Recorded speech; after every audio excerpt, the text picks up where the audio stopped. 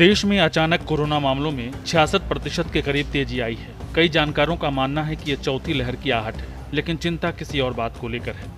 एक रिपोर्ट के मुताबिक दिल्ली के अस्पताल में भर्ती मरीजों में 27% बच्चे हैं, यानी कि अगर 100 लोग भर्ती हैं तो उसमें 1/4 सिर्फ बच्चे हैं। और सरल कर दें तो कहेंगे कि अस्पताल में भर्ती हर चौथा मरीज बच्चा है। आंकड़ों को देखकर लोगों में डर बैठ गया कि चौथी लहर कहीं बच्चों के लिए काल बनकर तो नहीं आ रही।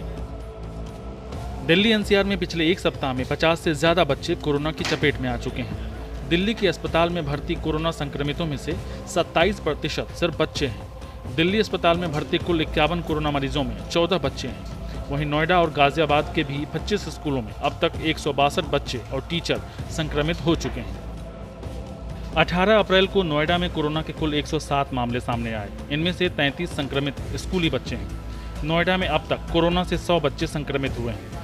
गाजियाबाद में भी कई स्कूली बच्चों के कोरोना संक्रमित होने की खबर मिली है।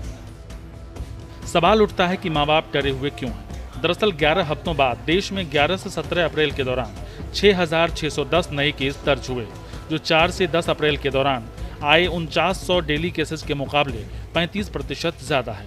वहीं अगर बीते 24 घंटे की बात करें तो कोविड केसों में अचानक से 65.7% का उछाल आया है, जबकि 40 लोगों की मौतें हुई।